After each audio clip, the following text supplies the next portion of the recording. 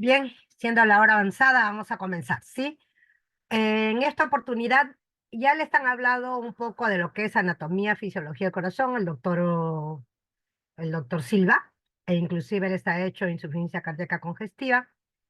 Ya hicieron también reanimación cardiopulmonar, han hecho el triángulo de evaluación de emergencia, o sea, son cositas que les va a servir a todos de aquí para adelante, por lo menos como conocimiento base, ¿no? En esta oportunidad vamos a seguir avanzando la parte cardiológica y les voy a hablar sobre las cardiopatías congénitas cianóticas más frecuentes. En realidad hay gran cantidad de cardiopatías, pero vamos a coger solo con las que ustedes se pueden chocar, con las que ustedes pueden tener de repente pacientes con ese problema y para que por lo menos puedan reconocerlo y puedan derivarlo, porque muchas veces no se puede manejar todas estas cardiopatías en un centro de salud o de repente en otro nivel en el que no hay especialistas o subespecialistas, porque esto es una subespecialidad. Entonces, vamos a hablar primero. En primer lugar, miren ustedes aquí, Doctora, disculpe, no se ve su pantalla. ¿no se ve? Hoy se me borró No, la... doctora. Ahorita voy. O sea, es que he estado esperando y ya se fue la pantalla, ya se fue el compartir. Ujú. Espérense. Tum. ¿Dónde estoy comprando? Ahí está.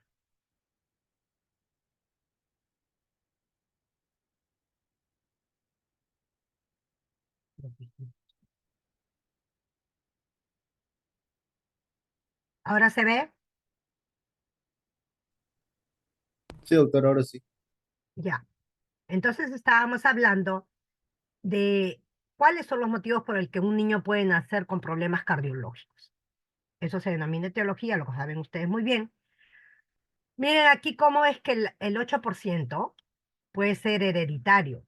Primero, están a la cabeza las cromosomopatías, como todos los chicos que han estado en el servicio lo han visto, ¿no? Y lo más frecuente es la trisomía, pero también hay otras alteraciones genéticas que me pueden traer, como consecuencia, una complicación cardiológica sumada o que forma parte de las alteraciones cromosomiales, ¿no?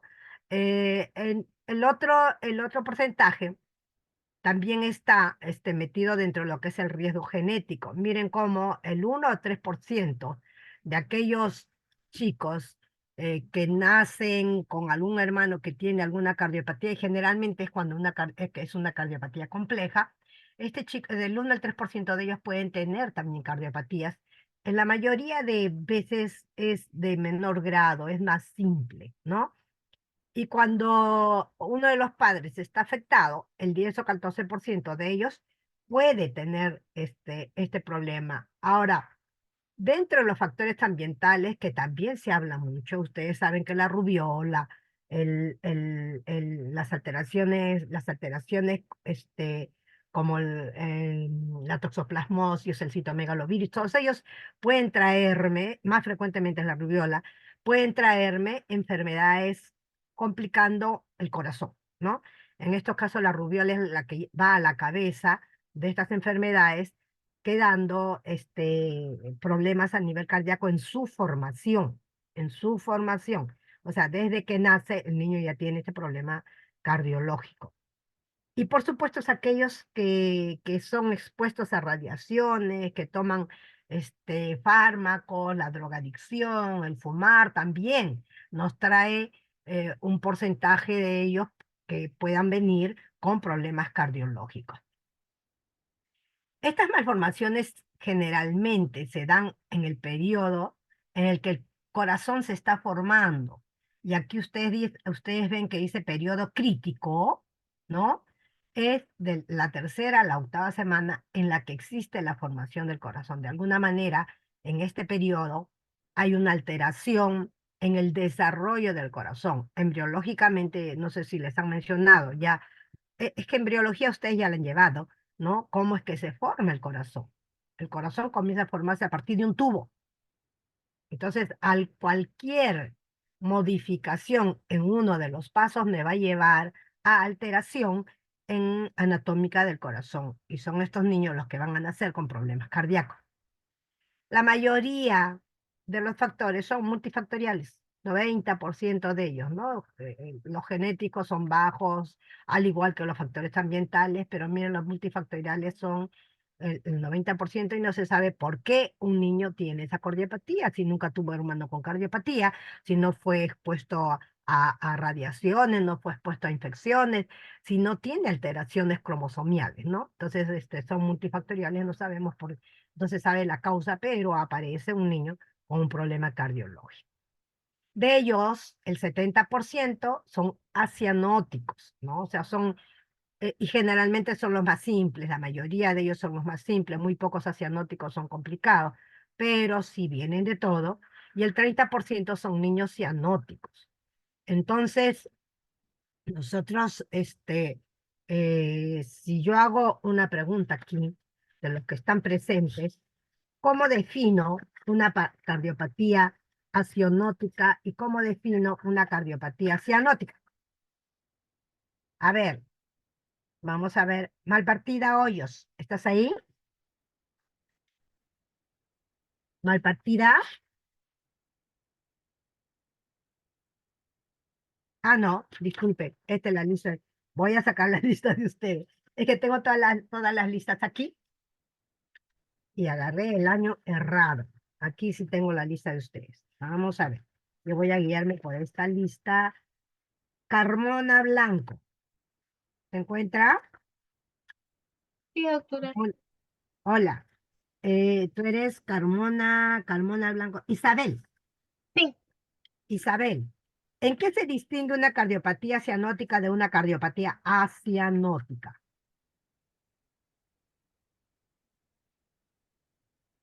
Isabel, Doctora, ¿me escucha?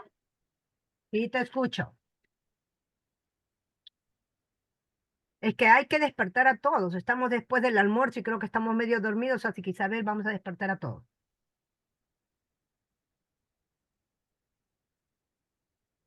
¿Lo sabes? ¿No lo sabes, Isabel? No están Ah, usando su chat para bueno, soplar, más ¿ah? que, no, doctora, ¿me escucha? Sí te escucho.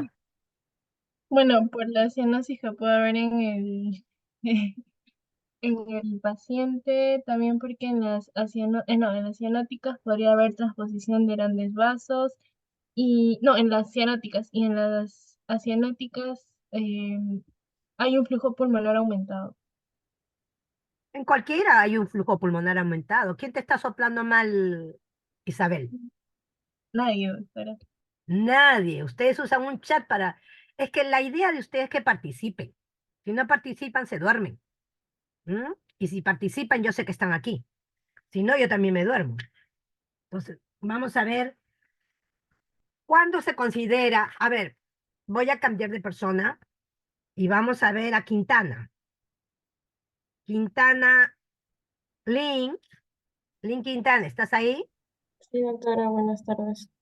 Hola. Eh, ¿Por qué se dice que una cardiopatía es asianótica? ¿Cómo es la mezcla?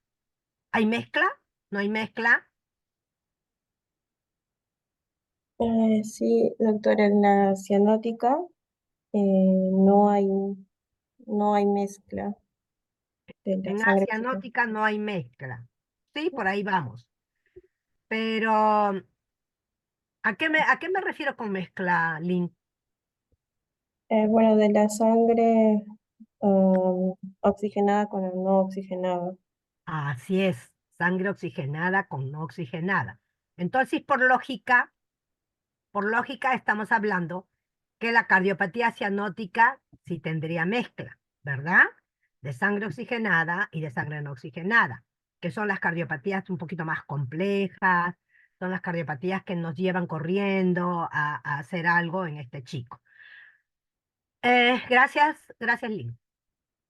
Entonces, cuando nosotros hablamos de cardiopatías, acá hay un grupo de cardiopatías y aquí sí voy a preguntarle a Fernando Torres.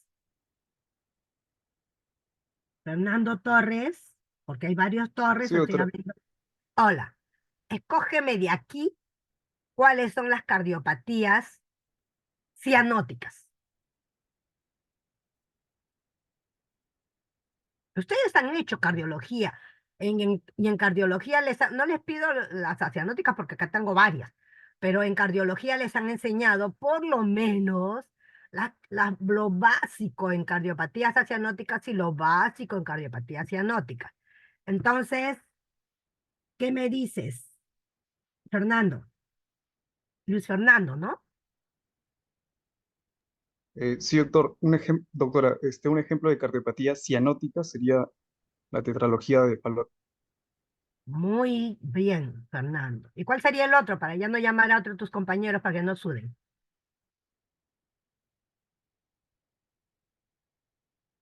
¿Sabes cuál es el otro? De repente Ah, dilo en no lo sé, palabras. doctora. No lo sabes, perfecto. Nos vamos a Vilches. Hugo Daniel tiene 3 nombres. Néstor Hugo Daniel Vilches. Sí, doctora. ¿Cuál es la otra cardiopatía cianótica que conoces y que está aquí en la lista de repente solo con siglas? La transposición de grandes vasos. Ajá, aquí tenemos la transposición de grandes vasos. ¿Tú ves alguna otra cardiopatía cianótica aquí?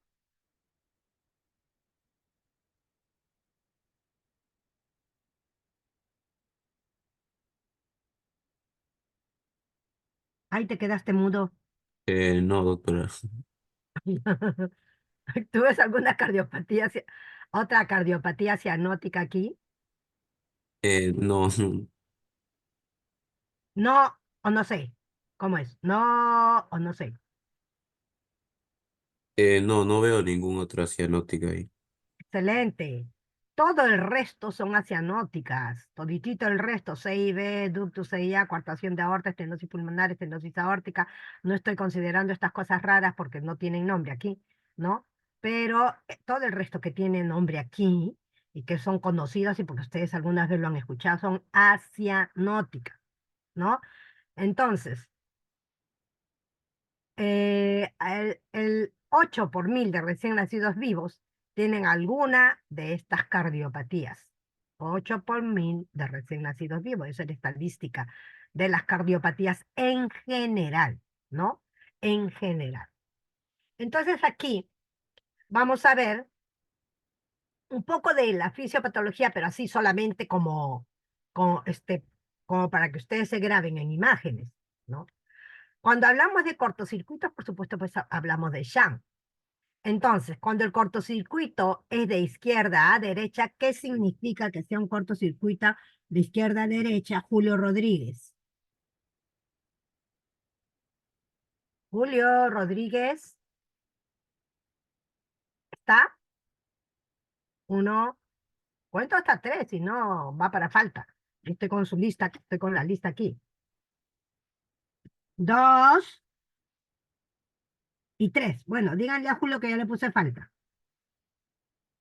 Julio Alejandro, ¿no? Ya le puse falta. Nos vamos entonces a... Uy, se me fue.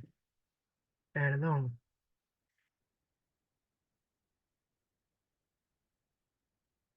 Nos vamos. A ver, me voy a cambiar de hoja. A Cabrera Leonardo. Leonardo Cabrera. Sí, doctora. Ya. Buenas tardes. ¿Qué significa que el cortocircuito sea de izquierda a derecha? ¿De a dónde va? ¿Y qué significaría este cortocircuito? ¿Hacia qué tipo de cardiopatía me lleva?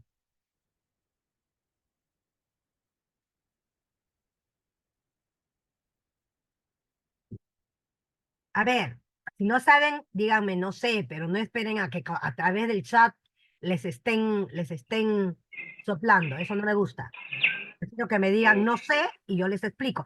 Lo que estoy intentando es que con este esfuerzo mental, por lo menos se les grabe algo. ¿M? De los errores aprendemos. Y de Sí, los doctora. aciertos Sí, mucho mejor. es un CIB, doctora. Es un C y Me dijo B. No de izquierda, ¿no? necesariamente.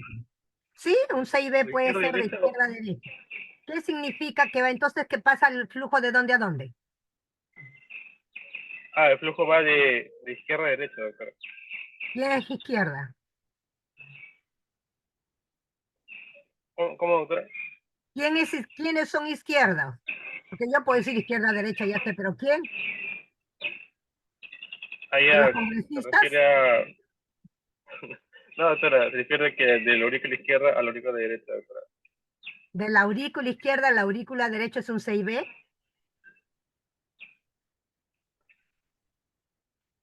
Sí, doctora, creo que sí. O parece que me estoy ¿Cuál es equivocando. el C y B? ¿Qué significa C y B en letras completas? Comunicación, Ah, comunicación interventricular, doctora. entonces va de las aurículas. Ah, no, claro, va del ventrículo, doctora. Ah, por eso hay que razonarlo. C y B, comunicación interventricular, no puede ir de las aurículas. Cierto, va de izquierda a derecha, pero de los ventrículos. Entonces acá tenemos las cavidades izquierdas. ¿Se ve mi crucecita esta? Y estoy dudando que se vea. ¿Se Sí, ve? doctora. Ah, perfecto. Entonces, las cavidades izquierdas son estas, las cavidades que ya están oxigenadas, aurícula izquierda, ventrículo izquierda y aorta. Cavidades hacia abajo y vaso aórtico hacia arriba. Todas estas son izquierdas. Y derechas son las no oxigenadas, aurícula derecha, ventrícula derecha y el vaso grande, la arteria pulmonar. Entonces tenemos izquierda y tenemos derecha. Em, para que una cardiopatía sea asianótica, ¿de dónde a dónde debe pasar la sangre? Díaz Giselle. Sí, doctora. ¿De dónde a dónde debe pasar la sangre para que una cardiopatía sea asianótica?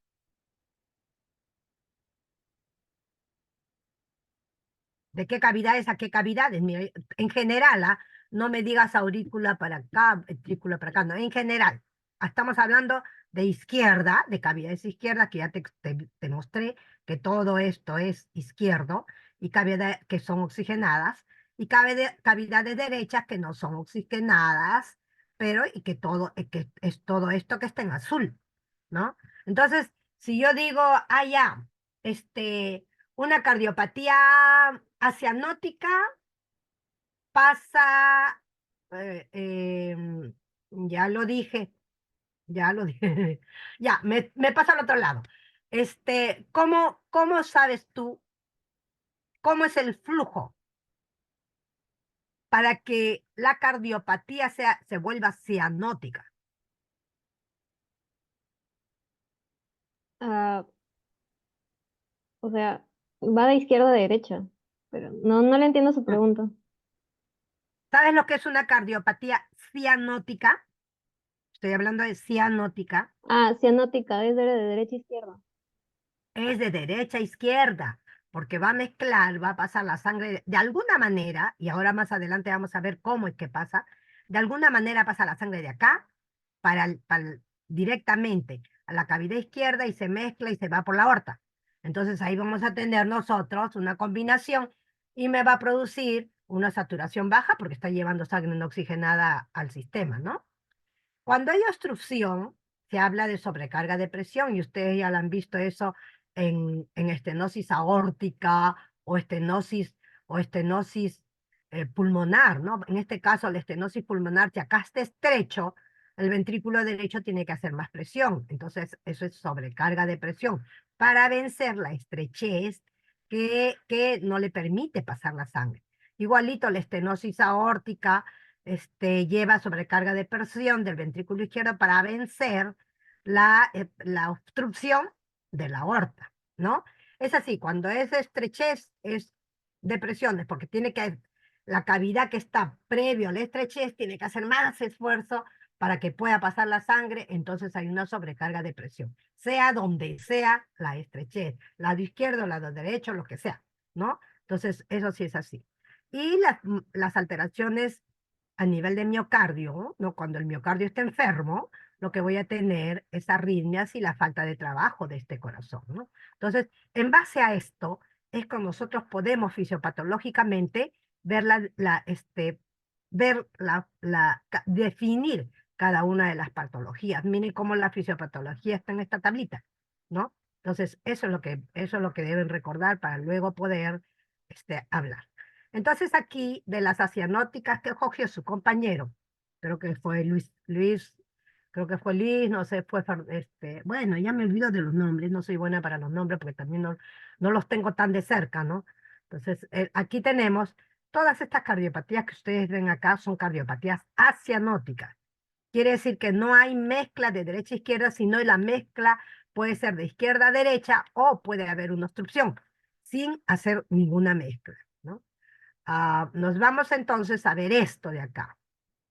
Es importante saber cuáles son las presiones tanto del lado derecho como del lado izquierdo y cuáles son las presiones de los vasos. ¿Por qué? Porque eso me va a indicar quién gana a quién. Si hay una comunicación, el que va a ganar es el que tiene, el que va a ganar el pase de sangre de su lado hacia el otro lado es el que tiene más presión. Entonces ustedes están viendo que todo el lado izquierdo tiene más presión que el lado derecho, ¿no? Verán, va de 3 a 140. ¿Por qué? Porque la aorta tiene una presión que es la presión arterial que nosotros le tomamos a todo el mundo. Por eso es que varía, ¿no? En diástole y en sístole. Pero vamos a ver, lo único que quiero que entiendan es que siempre el izquierdo va a tener más presión. Y el derecho, que es la parte venosa, la parte no oxigenada, va a tener menos presión. Entonces, en base a eso, y en base a eso, nosotros vamos a ver cómo va a ir el cortocircuito, ¿no?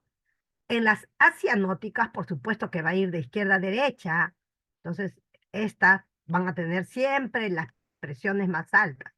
Ahora, en las cianóticas, la fisiopatología es otra, así que nos vamos a concretar aquí en las asianóticas. Todas las asianóticas me van a llevar de mayor presión a menos presión el flujo, ya sea por una comunicación, ya sea por una estrechez, siempre me va a llevar de mayor presión a menos presión.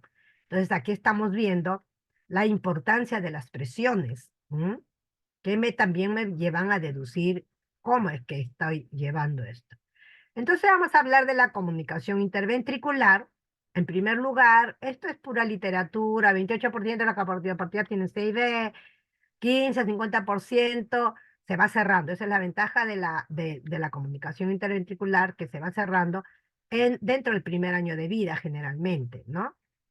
Y la incidencia no es muy alta. Lo que quiero pasarme es acá esta figura. Esto que tienen aquí es la comunicación interventricular. Ventrículo izquierdo, ventrículo derecho, ¿no? Y el circuito viene de las venas, pasa por la aurícula derecha, ventrículo derecho, pasa por el pulmón, se oxigena, pasa a la aurícula izquierda por las venas pulmonares y pasa al ventrículo izquierdo a través de la válvula mitral, ¿no? Entonces, recuerden la posición de las válvulas, la izquierda es la válvula mitral. Pasa, pero como existe una comunicación aquí, se va a dividir el flujo en dos. Va a pasar, uno va a regresar al ventrículo derecho y el otro va a salir al sistémico, dependiendo del tamaño de la comunicación. Si la comunicación es bien grande, va a pasar bastante flujo hacia el lado derecho y lo que va a hacer es congestionar el pulmón. Y me va a llevar a cuadros de insuficiencia cardíaca, con un pulmón lleno de sangre y con un ventrículo que se esfuerza por bombear, pero bombea y bombea más para el ventrículo derecho que para el izquierdo. Ahora, como pasa sangre del ventrículo izquierdo que está oxigenada porque tiene mayor presión, este lado tiene mayor presión, siempre un CIB puro siempre va a pasar de izquierda a derecha, ¿no? CIB puro, estoy hablando de las comunicaciones básicas, ¿no? Entonces, siempre un CIB puro va a pasar de izquierda a derecha y va a congestionar todo el pulmón. Me va a llevar a signos de insuficiencia cardíaca. Ustedes ya han visto ya han visto, ya han hecho la clase de insuficiencia cardíaca y saben los signos y síntomas que tiene un niñito desde que nace hasta que es grande, de los signos y síntomas de insuficiencia cardíaca. ¿Cierto? Entonces, mi primera pregunta, como ya tuvieron la clase, ¿cómo sé yo que un niñito tiene insuficiencia cardíaca? Nicole Espejo.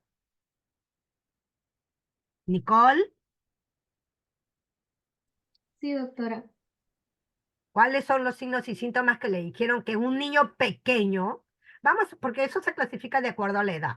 El niño más grande, el niño de 8 años ya tiene los signos como el adulto, pero el niño que no camina, el niño que está en brazos de mamá, el niño que lacta, que es un neonato o que es un lactante pequeño, ¿cuáles serían los signos que predominan ahí para decir, Eh, sospechar de insuficiencia cardíaca? sí, en niños, bueno, menores de 6 meses que sigan lactando, va a ser, bueno, principalmente la lactancia va a ser entrecortada, ¿no?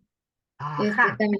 También va a perder peso, Ujú. va a haber una sudoración profunda, taquipnia también, que es una de las principales. Ajá.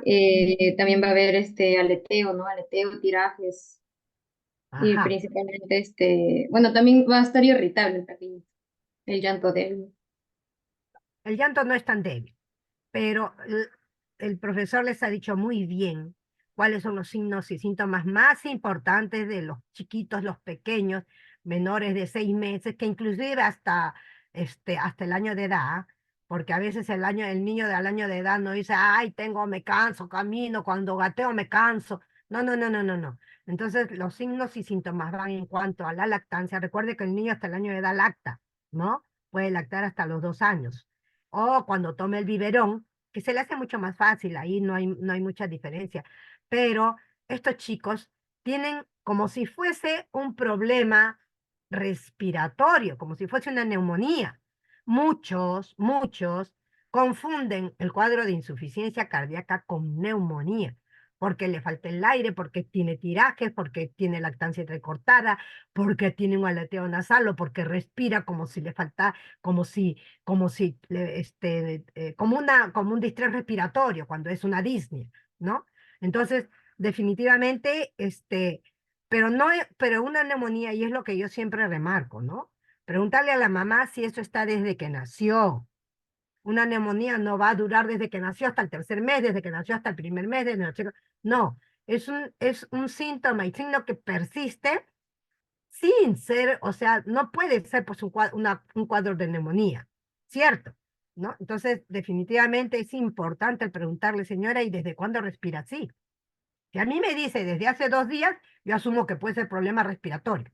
Pero si me dice, ay, cuando me le entregaron desde que nació ya no lactaba bien y después respiraba así y le pregunté al doctor por qué respira así y me dice, no, sí, es normal que respire así. Eso ocurre muy frecuentemente. ¿M? Pero no se dan cuenta que la respiración, ustedes ya lo han visto en el primer capítulo, el niño comienza con 60 de frecuencia respiratoria y luego va disminuyendo conforme va creciendo. Pero si esto persiste o por el contrario se incrementa, estamos mal. Estamos ante una patología y debemos saber qué cosa es, ¿no? Y examinamos y ocultamos al niño. Entonces, cuando la comunicación es muy grande, miren, ¿no? Lo que va a hacer es va a pasar mucha sangre al pulmón y me va a dar los signos y síntomas de las que me habló Nicole, ¿no?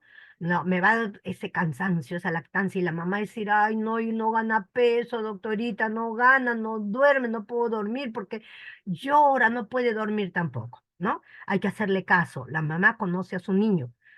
Cuando a mí la mamá me dice algo, yo empiezo a ponerme despierto, abro los ojos y digo, no, no, no, allá lo que debo entender y debo buscar, porque es buscar, ¿no? Entonces, aquí tenemos, si el huequito es pequeño, cuando yo tengo una diferencia de presiones, ahora nos vamos a enfocar en cómo es el soplo de esto. La clínica es de insuficiencia cardíaca cuando la comunicación es grande. Pero si la comunicación es pequeña, como en este caso, ustedes ven una flechita que pasa por aquí y está llenando toda la comunicación, de repente el signo y síntoma no va a existir, porque va a pasar poco flujo y no va a encharcar al pulmón, pero sí nos va a dar una ausculta. Y esa oculta va a diferenciarse de una comunicación grande. Si yo tengo una comunicación chiquita y la presión del lado izquierdo siempre es mayor, ¿cómo sonaría? ¿Fuerte o bajito? Álvarez, Marley. ¿Cómo sonaría ese soplo? Cuando es chiquito, ¿fuerte o bajito? Fuerte, doctora. Fuerte, fuerte. ¿Por qué? Porque las presiones, la diferencial de presiones persiste. Pero si la comunicación es grande, ya no va a sonar tan fuerte y sí voy a tener signos de ICC. Así que no me voy a confiar. Digo, uy, no, tiene signos de insuficiencia cardíaca y me pongo a escuchar más, agudizo mi oído y digo, no, si tiene un soplo ahí de fondo, ¿no? Porque muchas veces la respiración es tan ruda que nos enmascara el soplo, ¿no? Cuando la comunicación es chiquita, va a sentirse un soplo lo sistólico bien aspirativo. O sea, como pasa de una presión mayor a otra, lo que se va a escuchar es una aspiración, es decir, ese es el típico soplo de CID, aspira como uno está aspirando hacia adentro.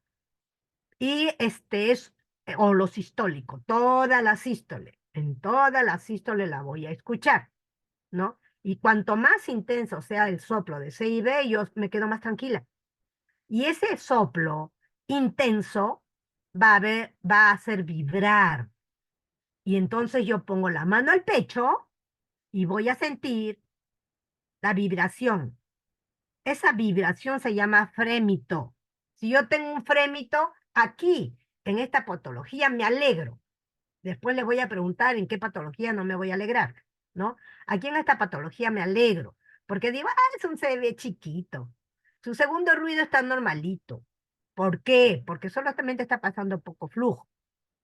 Pero si es que esta comunicación es grande, el soplo va a ser tan bajo que a veces puede ser holosistólico, pero ya no va a ser un soplo 3, 4, 5, va a ser un soplo 1, 2, de 6, bajo. Y va a llevar tanta sangre a nivel pulmonar que va a incrementar la presión pulmonar. Y como incrementa la presión pulmonar a la hora que se cierra la válvula, va a cerrar intensamente. Y nosotros hablamos del segundo ruido incrementado, un segundo ruido intenso, cuando una comunicación interventricular es grande, y sobre todo si tiene insuficiencia cardíaca. Eso me indica que hay mucha sangre a nivel pulmonar y me indica hipertensión pulmonar por cantidad de sangre que hay ahí, ¿no? O sea, es una hipertensión pulmonar, nosotros le llamamos por volumen. ¿Mm? Entonces, debemos tener en cuenta que si el segundo ruido es alto, el soplo es bajo y hay signos de ICC y el soplo es en el cuarto espacio intercostal izquierdo, irradiado en barra, yo voy a decir, es un CIB grandote. Hay que ver rápidamente, iniciar el tratamiento para insuficiencia cardíaca. Muchas veces nosotros iniciamos tratamiento para insuficiencia cardíaca desde el primer día que vemos al chico, o sea, solo planteando en mi cabeza el diagnóstico y después verifico el diagnóstico. Yo no puedo dejar al niño en insuficiencia cardíaca hasta que le hagan la ecocardio, el electro, no, no, no, no, no. Y cuando ya viene para el ecocardio, el chico está más tranquilo, ¿no? Entonces, la idea es saber reconocer insuficiencia cardíaca, el tema que ya tuvieron, y saber reconocer de acuerdo al soplo, al grado de soplo, a la irradiación, al segundo ruido que me habla de flujo pulmonar alto, que si está incrementado. Entonces, de acuerdo a eso yo digo, no, esto es insuficiencia cardíaca. Estoy auscultando, estoy viendo que está tirando, tiene tiraje y todo, bueno, vamos a iniciar tratamiento, ¿no? Muchas de estas comunicaciones cuando son pequeñas se cierran dentro las comunicaciones menores de 0,5 milímetros tienden a cerrarse dentro de los primeros meses de vida. Y generalmente al año de edad ya quedan con una comunicación pequeñita, ¿no? Los más grandes son más difíciles de cerrar. Los más grandes, de repente tenemos que hacerle algún tratamiento médico y esperar a que gane peso para hacerle la cirugía, que es ponerle un parche aquí, como sus mamás les parchaban a ustedes los pantalones cuando se les rompía en la rodilla, que todo el mundo ha roto pantalones en la rodilla cuando era chiquito, y la mamá, pum, pum, pum, pum, ponía un parchecito. Bueno, era en mi época, ahora creo que lo botamos, ¿no? Pero ponen un parche y cosen alrededor, esa es la forma de cerrar el 6B, es un parche. Es un parche autólogo es de pericardio bovino. Entonces lo ponen ahí, lo cosen y ya está, ¿no? Y le dejan ahí el hueco cerrado y el chico queda normal, el chico queda normal, pero la idea es diagnosticarlos, la idea es tratarle la insuficiencia cardíaca y la idea es decidir en qué momento va la cirugía. Muchas veces nosotros tenemos niñitos muy pequeñitos, ¿no? O niños Down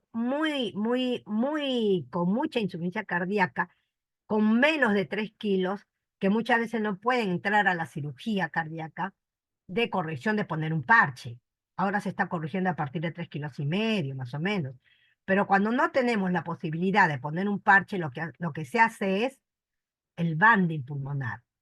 Le amarramos aquí, le disminuye uno, es como cerrar el caño, ¿no? Le disminuyo la manguera, le aplasto aquí para que exista una resistencia y no permita tanto pase de sangre a través de aquí. Eso se llama banding pulmonar, porque se le pone una banda y se ajusta lo más que se pueda, regulando el flujo. Y cuando ya es más grande, lo que se hace es ya meterlo a la cirugía, se saca ese amarre y se cierra y se pone un parche, ¿no? Entonces, esas son las dos formas de tratamiento de una comunicación interventricular.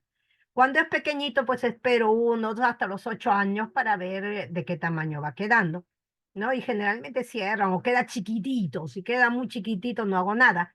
Ahora sí, en los chiquititos podríamos entrar si todavía no hay, sí, en el país también ya se está cerrando a través de cateterismo, ¿no? Entra el catéter por la pierna, se mete por aquí, por la parte venosa, el lado derecho, es como un paraguas, se llaman placer. Se pasa el paraguas hacia el otro, a un lado, se abre el paraguas aquí, se jala, se abre el paraguas aquí, y como tiene un resorte en el medio, ¡pac!, se junta y termina cerrando la comunicación, ¿no? Eso es por cateterismo intervencionista. Es un chico que al día siguiente está saliendo de alta. Es la ventaja ahora de haber avanzado en lo que es cateterismo intervencionista, ¿sí? Bien, hasta ahí la comunicación interventricular. Todo descrito en esta figura. Y nos vamos a complementar algo porque ustedes tienen que saber qué tipo de comunicación interventricular hay. Entonces, tenemos las perimembranosas que están bien arriba, un poquito alejado. Ah, ya, entonces acaba mi pregunta, porque si no, no me van a entender absolutamente nada. Vamos a ver a... ¿Me están escuchando? ¿O estoy solita? Sí se lo escucha, doctora. Sí, le escucho. Ah, ya. ¿Están entendiendo? ¿No hay preguntas? Uy, todos se quedaron callados. ¿No están entendiendo? Doctora, yo sí tengo una duda. A ver, dime, ¿cuál es tu duda? Sí, doctora, menciona que mientras más grande es el tamaño de la comunicación, es que el soplo se va a escuchar con menor intensidad. Sí, porque, a ver, tú tienes una manguera, ¿cierto? Digamos que esa es la comunicación interventricular. Le pones el dedo y disminuye el flujo porque la comunicación es chiquita, ¿cierto?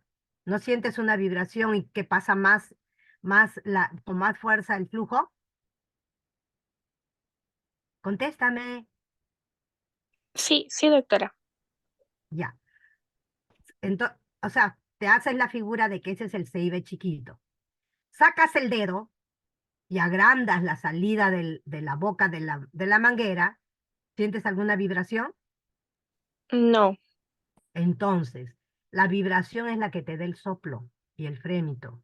Si no sientes ninguna vibración, el soplo va a bajar. ¿Te das cuenta? Porque pasa muy fácilmente por una comunicación grande. ¿Ahora entendiste?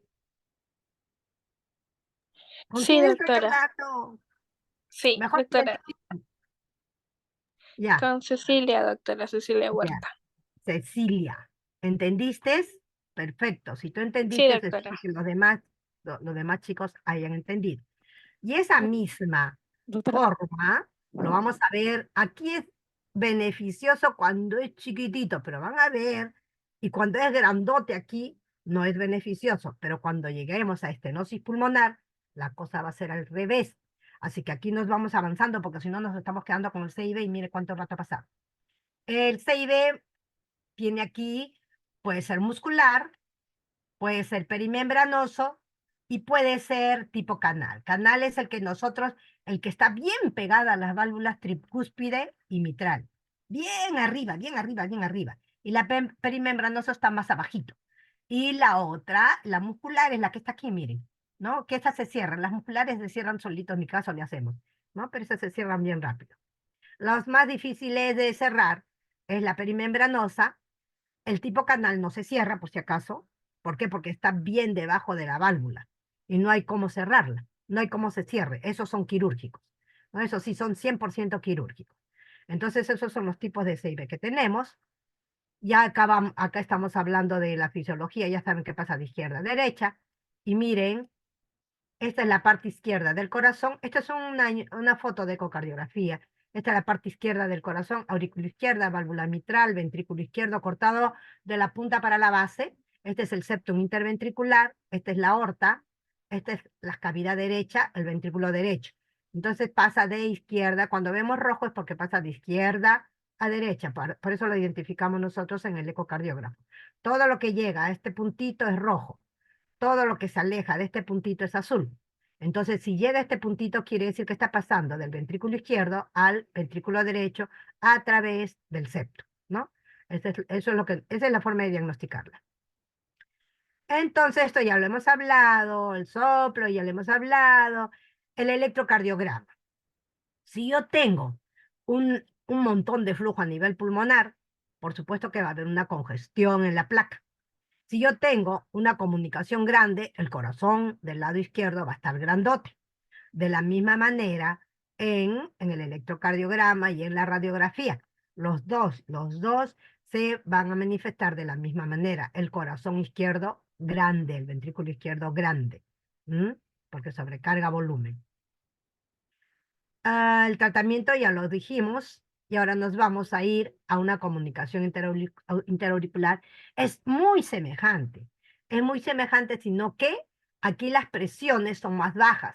No sé si ustedes se acuerdan que a la hora de poner las presiones en las aurículas estaban en 5 en la aurícula izquierda y 3 en la aurícula derecha. Sin embargo, en el ventrículo izquierdo estaba en 120 y 15 en ventrículo derecho, ¿no?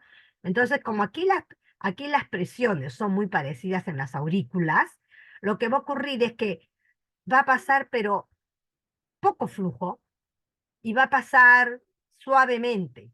Entonces, muchas veces el soplo no lo van a escuchar, porque no hay mucha diferencia de presiones, ¿no? A pesar de ser chiquito, a pesar de ser grande, no van a escuchar el soplo porque las presiones son muy igualitas. Es un soplo muy suave y lo que sí se va a desdoblar es el segundo ruido, que es típico el desdoblamiento del segundo ruido porque a pesar de pasar poco volumen, incrementa un poco el volumen del ventrículo derecho y retrasa el cierre de la válvula pulmonar, ¿no? Entonces, eso hace que el segundo ruido se desdoble. Se cierra primero la aorta y después la pulmonar, cuando en realidad por segundos debe cerrarse primero la pulmonar y luego la aorta. Entonces se invierte y se cierra la pulmonar después y se hace un segundo ruido desdoblado. La sintomatología que ustedes no la van a tener, porque el volumen, verán cómo pasa, este volumen es diferente. Así sea grande, tiene el freno de la válvula tricúspide, va a frenar un poco el volumen, va a moderar el volumen. Entonces, estos chicos generalmente no tienen síntomas, no tienen síntomas. Y, o sea, no produce casi insuficiencia cardíaca. Tendría que ser casi una aurícula única, no tener el septum prácticamente para producir insuficiencia cardíaca. Eso significa aurícula única, ¿no? Pero la mayoría, gracias a Dios, son comunicaciones. Y las más frecuentes son estas de aquí, las que están en el medio del septum, aquí, es que se llaman ostium secundum. Las que están a nivel de las venas, que están aquí, que sería a estas alturas, ¿no? Se llaman seno venoso. Y la que está bien abajo, casi aquí, a nivel de la válvula, se llama defecto septal, aurícula ventricular, ¿no? Aquí, aquí, ¿no? Defecto septal auricular, pero bien abajo. Entonces, la que es quirúrgica, o sea, las quirúrgicas son estas dos de arriba, porque están cerca de la vena. Yo no puedo hacer absolutamente nada más que coserlos, si es que son comunicaciones grandes. Y esta de aquí, que está cerca de la válvula, que yo no puedo colocar nada. Sin embargo, en esta del ostium secundum, cuando hay bordes, puede hacer lo mismo que la comunicación interventricular. Por cateterismo, pasarle ese paragüita, abrirlo aquí, luego abrirlo al otro lado y las dos, ¡pum!, hacen un clamp ahí y cierran la comunicación y el chico ya está restaurado, ¿no? El chico ya está bien. Ya prácticamente, eso es el tratamiento definitivo, cateterismo intervencionista en ostium secundum, que tiene buenos bordes, y las otras comunicaciones no. Las otras son quirúrgicas, ¿no? El soplo es suave y el segundo ruido desdoblado, como dijimos, que es lo típico de la comunicación interauricular, y además de tener el electrocardiograma típico, acá ya lo dije, ya dije el soplo, el segundo, en el espacio, como la comunicación está arriba, el soplo va a estar en el segundo espacio intercostal izquierdo, y casi no se va a irradiar. En cambio, el electrocardiograma, sí, como hay desdoblamiento, el segundo ruido, va a haber un bloqueo incompleto de rama derecha. Eso es lo típico. En la radiografía no va a haber casi nada, salvo que sea una comunicación grande, va a haber, el flujo va a estar incrementado, si no, no. La mayoría de las comunicaciones interauriculares tienen, no tienen sobrecarga, tienen una placa normal. O de repente una aurícula derecha un poquito crecida nada más, pero no es una cosa exagerada y no es algo que muchas veces llame la atención. ¿Cuándo es que me va a producir problemas? Me va a producir problemas recién pasados 15, 20 años, así que muchos de estos chicos a veces antes se pasaban y se detectaban cuando eran adultos, pero ahora sí con la preparación, la mejora en la audición, la mejora en los estetoscopos cardiológicos, uno puede escuchar el soplo suave y se escucha y se sospecha porque hay un segundo ruido desdoblado y ese soplito suavecito, ¿no? Este es el Lamplatzer que le digo que en realidad en traducción al español es paraguas, por eso es que le digo paragüita, le digo yo, pero son dispositivos de Amplatzer que van a cerrar por cateterismo intervencionista, ¿no? Las otras quirúrgicas son parches, igualito que parchar el pantalón, como les decía, igualito, los parchan. Hasta ahí la comunicación interauricular. Les voy a dar lo más esencial, lo que ustedes deben saber, no cosas, o sea, cosas que debe saber el cardiólogo, pediatra, no, ni siquiera el pediatra, pero ustedes como médicos generales deben saber cosas sencillas como las que les estoy diciendo, ¿no? Para que no se queden con las dudas, ay, ¿qué será esto? No, nadie me dijo, nadie me enseñó, ¿no? Hasta ahí, ahora viene el ductus arterioso persistente. El ductus arterioso persistente, ustedes saben qué es el ductus. A ver, me voy a dar el lujo de poder preguntarles por qué, porque tengo las dos clases ahorita, ya estoy terminando la primera y nos vamos a meter a la segunda, que es más cortita, pero quiero aprovechar algunas cositas aquí que deben saber. Ábalos, Rocío. Rocío Ábalos, Sí, doctora, dígame. ¿tú sabes qué es el ductus arterioso? Mira lo que dice acá. ¿Y qué une? Esto es lo que más importante para mí.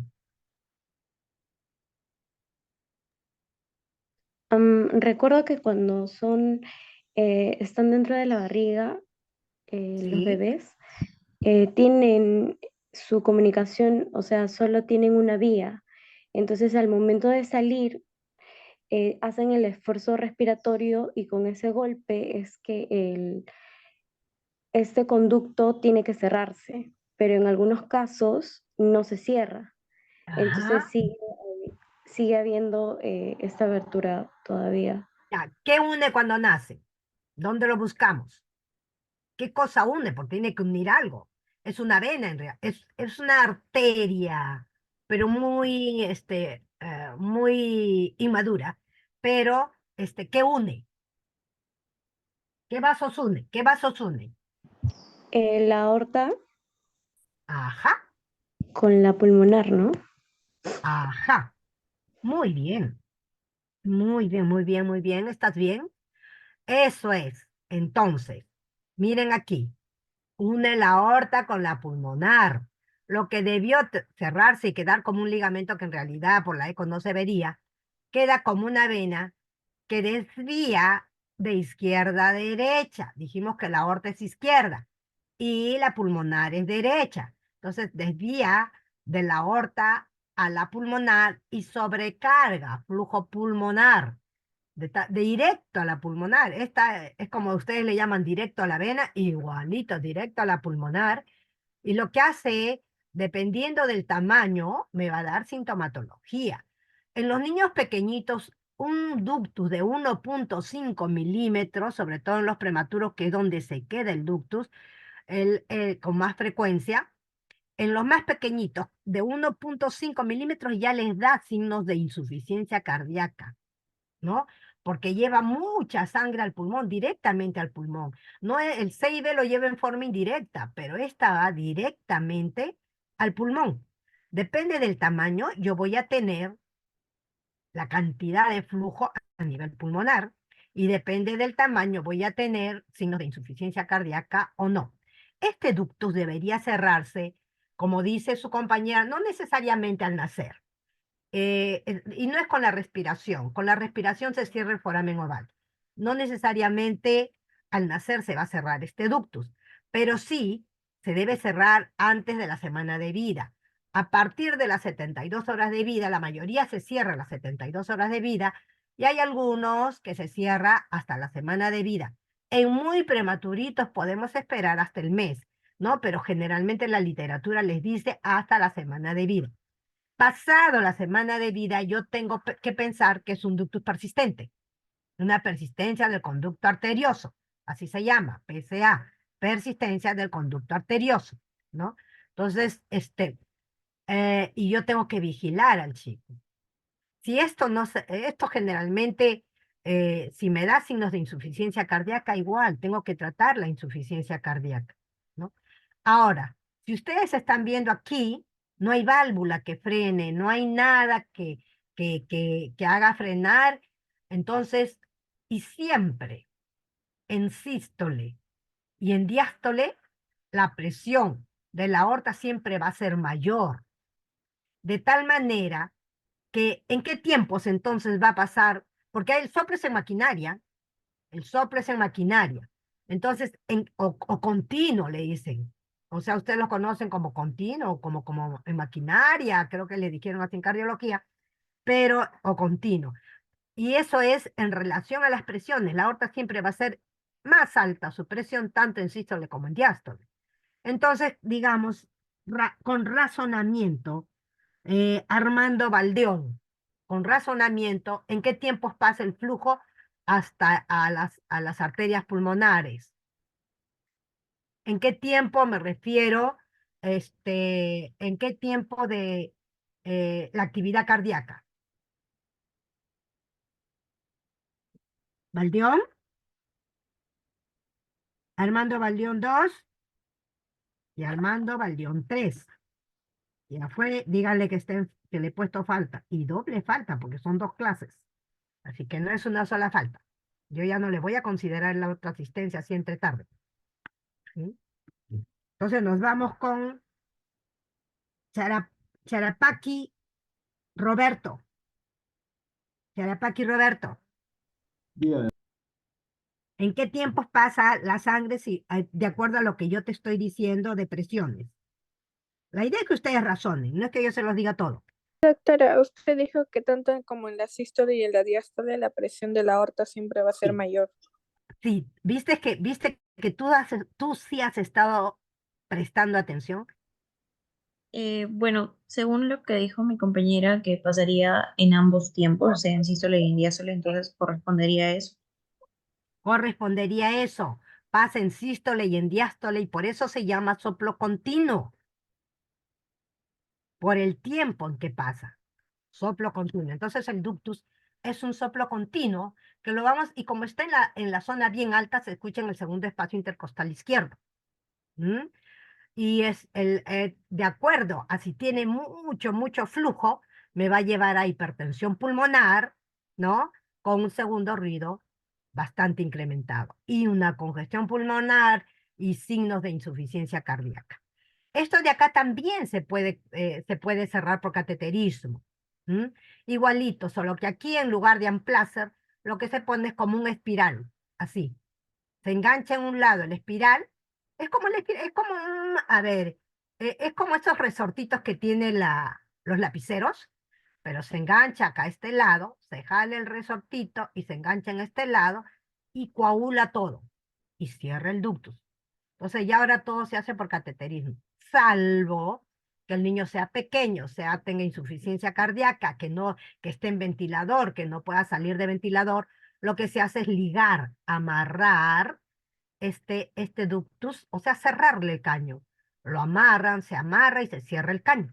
Definitivamente ya no hay pase, ya no se permite el pase a la pulmonar y el niño con eso está solucionado su problema. Pero debemos diagnosticarlo, debemos saber qué tiene para eso. El ductus después de la semana ya no cierra, ya no cierra más. Nosotros esperamos nomás a ver si podemos esperar a que gane peso para hacerlo por cateterismo intervencionista y no estar cortándole entre las costillas para poder llegar a esta zona, ¿no? Entonces, pero si es necesario hacer la cirugía, se hace la cirugía. ¿Mm? El flujo, como siempre, es de izquierda a derecha, ya dijimos el soplo, ya dijimos los ruidos, el electrocardiograma. Como todo llega al pulmón y toda la carga se va hacia el lado izquierdo, va a haber una sobrecarga ventricular izquierda. Ahí sí.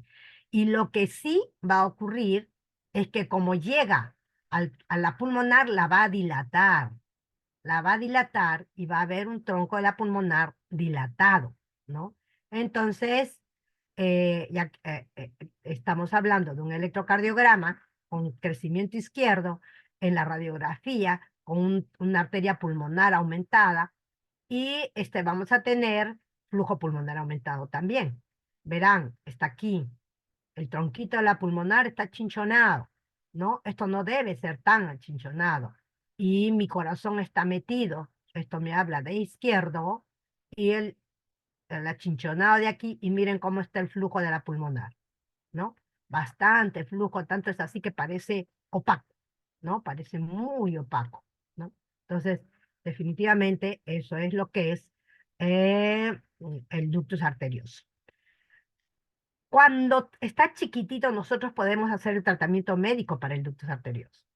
Ahí tenemos el ibuprofeno, tenemos la indometacina, que casi ya no se usa porque es carísima. Se está usando ibuprofeno y acetaminofén, que son, acetaminofén es, si ustedes recuerdan, es el paracetamol, pero endovenoso.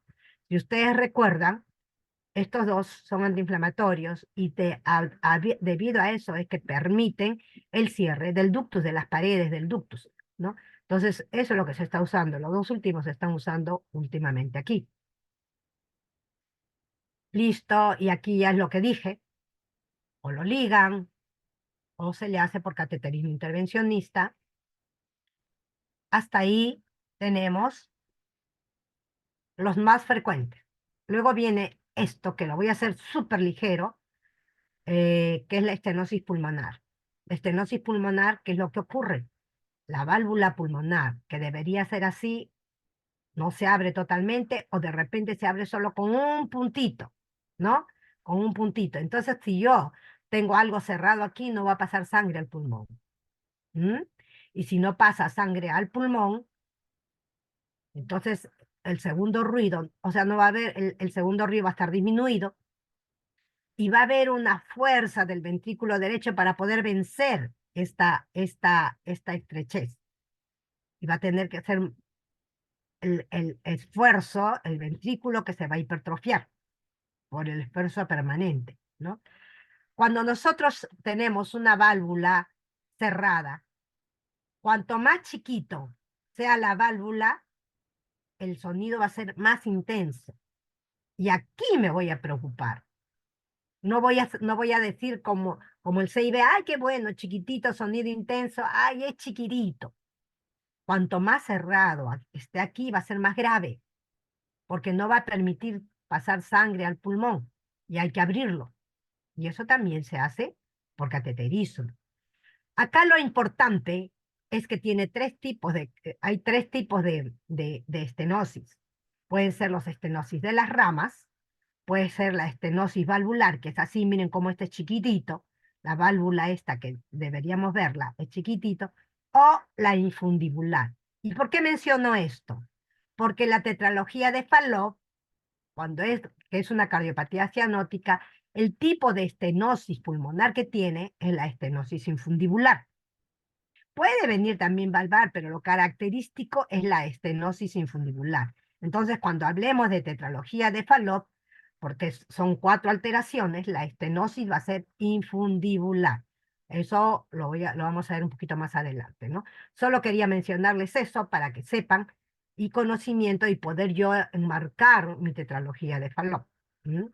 Y espero que lo recuerden y espero que estén escuchando, por lo menos los que estén escuchando sepan lo que estoy diciendo, ¿no?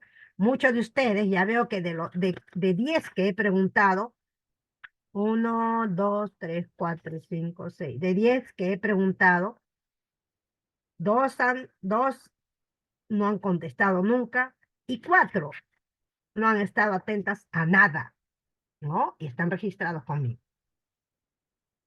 No voy a reposar esto de acá. ¿Por qué? Porque lo que me interesa es, pero sí les voy a decir cuál es el tratamiento. El tratamiento es igual.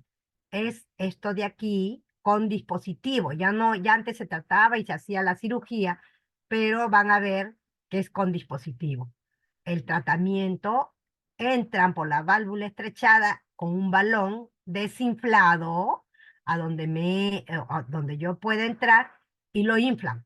Y con eso abre la válvula y por ahí ya tengo un niño con un flujo que va a mejorar a la pulmonar y va a tener oxigenación posteriormente, ¿sí? Esta estenosis pulmonar también es acianótica, no cianótica. Lo único que frena es el pase del flujo a la pulmonar y debo permitir abrirlo. Es como desobstruir un tubo. Voy a desobstruirlo para que pueda pasar sangre al pulmón. ¿Mm? Miren cómo es, entra así y empiezan a inflarlo hasta que se infla totalmente y la válvula se abre. ¿Mm? Y eso es una valvuloplastía. Se llama percutánea, pero es cateterismo intervencionista también. La coartación de aorta también lo voy a hablar ligeramente, porque esto es la coartación de aorta. Una estrechez en la aorta descendente que no me va a permitir flujo al riñón. Y si no tengo flujo al riñón, va a tener muchos problemas. El riñón se va a ir a una insuficiencia renal, ¿no? Y toda la sangre se va a quedar acá arriba. Entonces va a ser una insuficiencia cardíaca no manejable, porque no voy a poder eliminar la sangre con los diuréticos a través del riñón, porque el riñón está dañado, se va a dañar. ¿Y por qué? Porque la sangre tampoco no pasa por aquí, ¿no? Todo se queda arriba. Entonces, eso me lleva a la larga, si la coartación, esta es una coartación severa, pero si la coartación es ligera, este chico a la larga va a ser hipertensión arterial, ¿no? Y se van a dar cuenta que tiene presión alta y no van a saber por qué. Y es porque a la larga de tanto pasar menos flujo a nivel renal, este riñón va a reaccionar. En años el riñón reacciona, ¿no? Y lo que hace es demanda mayor presión. Entonces es una hipertensión arterial secundaria a la coartación de aorta de larga data, ¿no? En esta severa, este niño no sobrevive así que hay que hacer algo. O se hace la cirugía, o también se dilata, al igual que la pulmonar. Con el balón se mete, se infla y se consigue abrir. Ahora último se ha hecho un chiquito con una estenosis así, severa como la que está ahí, como una coartación de aorta severa como la que está acá, y ya tenía insuficiencia renal, ya estaba en acidosis, ya estaba, no dura mucho. Entonces, chiquitito, recién nacido, tienen que entrar. Entran, uno lo desobstruye, es como desobstruir una manguera, es desobstruir un desagüe y para que pueda pasar sangre, ¿no? Eso es, o sea, si nosotros nos ponemos a razonar, la fisiología y la fisiopatología y la física entra mucho acá. La física, sobre todo la física, entra mucho acá. Por eso es que hacemos física, hacemos fisicoquímica y todo eso. Esto es una tomografía de la coartación, mire, acá está señalando dónde está la coartación, está todo el resto y acá está el riñón, donde el flujo está disminuido. Entonces aquí o es quirúrgico, porque le cortan aquí, lo vuelven a unir, o sea, quitando este pedazo, es como la manguera que tengo yo malograda, la corto y le pongo una unión, ¿no? Y mejor mejor el pase de agua hacia mi cañería, hacia donde sea, o riego mejor mi jardín. Igualito, aquí riega mejor el riñón, ¿no? Y las zonas inferiores, todas las zonas inferiores. Es importante, por eso siempre le digo a los chicos, cuando vean ustedes a sus niños, palpen pulso, porque si no pasa sangre a miembros inferiores, el pulso va a estar disminuido o abolido. Y si la sangre se queda acá arriba, el pulso va a estar bien palpable, o sea, va a haber diferencia de pulsos y diferencia de presiones. Va a tener una presión normal acá y una diferencial de presión acá baja porque no hay sangre. Entonces, todo eso es, como le digo, es física, físico-química, razonamiento, nada más. No es que me aprenda de memoria las cosas. Y en este chico, pues lo que hay que hacer es lo que se hizo con el chiquito de la estenosis pulmonar, en la que se le puso un balón y se abre el balón. Esta es la tomografía que vimos anteriormente, ¿no? Hasta ahí es las cardiopatías asianóticas. Son las 3:10 para las 4. En cardiopatías cianóticas solo hay 2. ¿Quieren descansar 5 minutos? ¿O nos Sí, seguimos de doctora. frente? Sí, doctora, descansito, por favor. Sí, 5 doctora, minutos. descansito. Mi Ya. cerebro, doctora. Tu cerebro, sí, pues que como no lo ven esto hace tiempo, se les está mezclando todos los conocimientos. Pero espero que me hayan entendido y puedan razonarlo después cuando vuelvan a repasar esto. Ya, entonces a las 4 son 10 minutos de descanso, ¿está bien? Ya, Y doctora, está después bien. de 4:30 hacemos las cardiopatías cianóticas, que solo voy a tratar 2. ¿Está bien? Doctora, sí, Diga. doctora, ¿le puedo hacer una pregunta? Sí.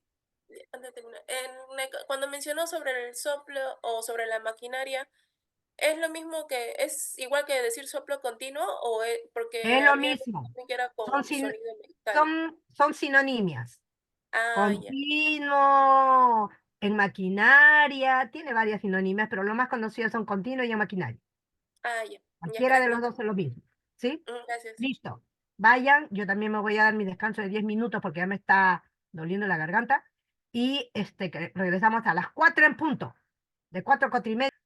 Entonces, cuando hablamos de cardiopatías congénitas cianóticas, ya hemos repasado por qué son cianóticas, porque pasa de derecha a izquierdo, se mezcla sangre venosa con arterial y pasa a todo el torrente circulatorio, ¿no?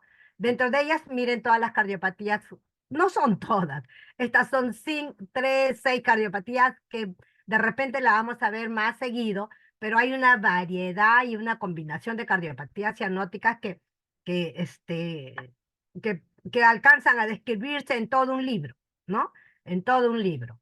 Entonces, lo primero que vamos a ver son 2 cardiopatías que ustedes ya han visto con los cardiólogos cuando hicieron cardiología de adultos, ¿no? Y entran un poquito en congénitas y han agarrado tetralogía de Fallot y transposición de grandes vasos. ¿Por qué? O arterias, como se llamen. ¿Por qué? Porque estas son las más frecuentes dentro de lo que es la patología de corazón con problemas cianóticos, ¿no? Miren, estas son otras más, ¿no? Pero, entonces, voy a empezar a ver tetralogía de Fallot. Ustedes ya lo han hecho y eso es lo que voy a evaluar, cómo les quedó el conocimiento. Carrillo, Adrián, no, Diana, ¿no? Carrillo Salazar, Diana. Diana Carolina. Diana Carolina 2 y Diana Carolina 3. Falta. Castillo Xiomara. Castillo Andrea doctora. Xiomara. Sí, doctora, dígame. Ya, cuéntame. De la tetralogía de Fallot, cuando te hablan de cuando te hablan de tetralogía, te hablan de ¿cuántas alteraciones? 4. 4. De esas 4, ¿cuáles te acuerdas? Estenosis de la arteria pulmonar, ¿Ya? CIB, cabalgamiento de la aorta e hipertrofia de ventrículo derecho. Excelente. Son las 4, gracias, Xiomara. Son las 4 alteraciones de la tetralogía de Fallot y que muy bien lo ha definido su compañera. Y cuando dijimos estenosis de la arteria pulmonar, recuerden que la estenosis es predominantemente infundibular. El infundíbulo es la parte debajo de la válvula pulmonar que da al ventrículo derecho, ¿no? Esa hipertrofia, toda esa zona. Entonces vamos a ver que tenemos aquí las 4 alteraciones y vamos a ver por qué se caracterizan estas 4 alteraciones y cómo es la fisiopatología de esta enfermedad, de esta cardiopatía cianótica. Acá tenemos las 4 alteraciones. Miren, cabalgamiento de la aorta. ¿Por qué se llama cabalgamiento de la aorta? Porque cabalga el septum. Miren cómo la piernita de una de las aortas y la otra está cabalgando este septum, que en realidad tiene una comunicación interventricular, ¿no? Pero uno hace la raya para decir, hoy no, sí está cabalgando, ¿no? Y cabalga más o menos en menos del 50%. Ese es lo típico y característico de la transposición, de la tetralogía de Fallot, que va a cabalgar menos del 50%, porque si cabalga más del 50%, termina siendo que la aorta, acá, que la aorta y la pulmonar están saliendo del ventrículo derecho, y eso se llama doble vía de salida del ventrículo derecho. O sea, dependiendo del porcentaje de cabalgamiento, me voy a quedar en tetralogía de Fallot o me voy a pasar a que los dos están saliendo del ventrículo derecho, que los dos vasos están saliendo del ventrículo derecho. Entonces, a ver, Paola Cruz, ¿no? Paola Cruz. Sí, doctora, buenas tardes. Paola, buenas tardes, Paola.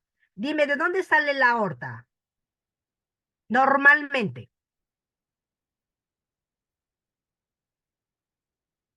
Del ventrículo izquierdo, Perfecto. ¿Y la pulmonar? del ventrículo derecho. ¿De dónde estás? ¿Y tú qué estás viendo aquí? Esta es la aorta. Y miren que tiene otro color, ¿no? Esta aorta está saliendo menos del 50%, porque si fuera más estaría corrida, menos del 50% de esta cavidad, este es ventrículo derecho, ¿no?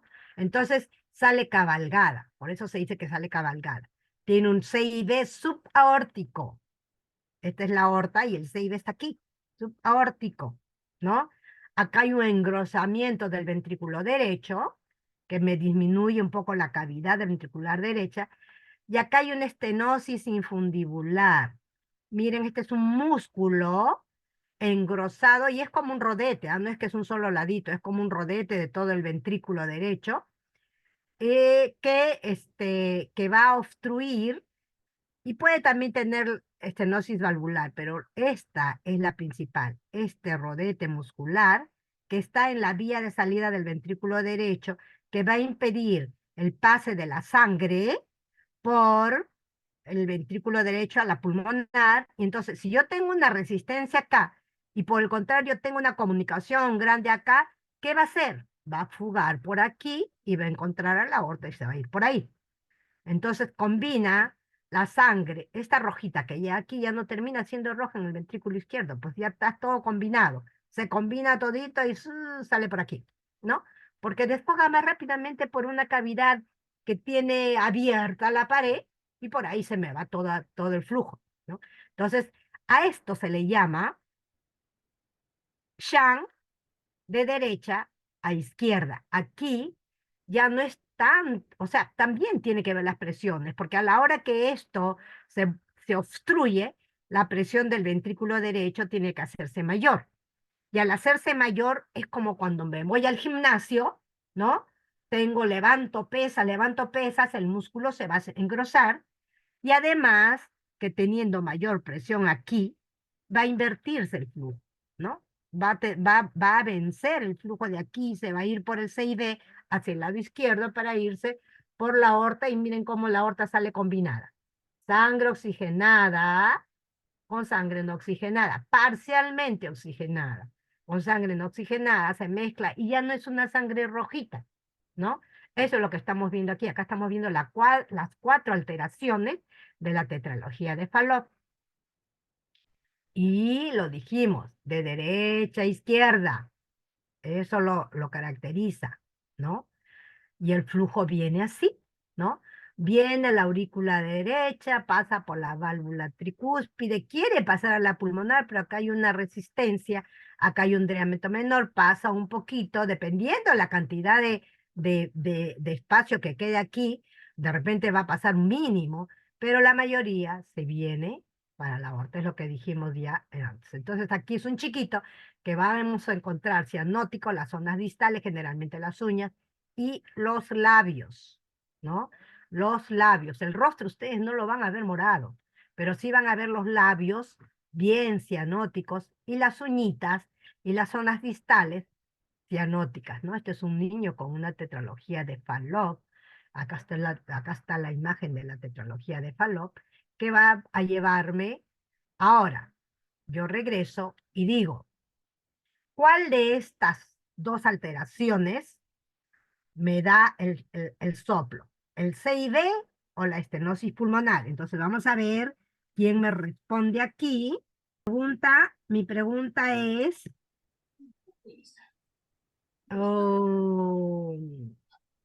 ¿cuál de estos dos sopla? ¿La estenosis pulmonar o el CIB? Creo que la C y B, doctora. ¿Quién está hablando? Está allá. ¿Crees que la C y B? Yo te hago razonar. Si acá tengo una obstrucción, y acá hay un pase libre, ¿te acuerdas cuando hablábamos del C y B grande? Entonces sería en este paso que usted está diciendo, en la obstrucción. En la obstrucción. Hay que haber mayor presión y... Así es, ¿no? Y hay resistencia y vibra. Aquí no va a vibrar, ¿te das cuenta? Solo por cuestión de lógica y razonamiento. Aquí no va a vibrar porque tiene un pase bien suelto. Ah, ya me paso por aquí, me voy por aquí. No puede por aquí cuando quiere pasar pasa, pero vibrando. Entonces, el soplo es típico de una estenosis pulmonar infundibular. Y el soplo de la estenosis pulmonar infundibular, como está por debajo de la válvula, lo vamos a escuchar en la región paraesternal izquierda.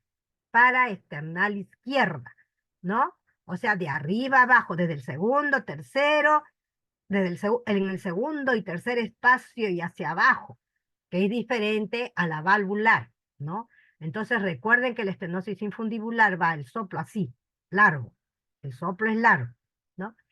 Y el segundo ruido, como hay poco flujo a nivel pulmonar, el segundo ruido puede estar de acuerdo al grado de la estrechez aquí, disminuido o abolido. Si esto está casi cerrado, va a estar abolido, ¿no? Pero si está como está aquí, va a estar disminuido. Pero siempre se va a afectar el segundo ruido, porque no va a tener flujo a nivel pulmonar que empiece a cerrar la válvula, ¿no? La válvula se cierra cuando pasa el flujo y con la cantidad de sangre, ¡shit!, empuja la válvula. Si tengo poca cantidad de sangre, lo lógico es que lo empuje lentamente y no haga sonar. Si tengo un montón de flujo a nivel pulmonar, como el caso de la insuficiencia cardíaca, esto lo va a cerrar con fuerza y va a estar intenso, ¿verdad? Es lo que dijimos que en la comunicación interventricular. ¿Cierto? Razonamiento, nada más que razonamiento, ¿sí?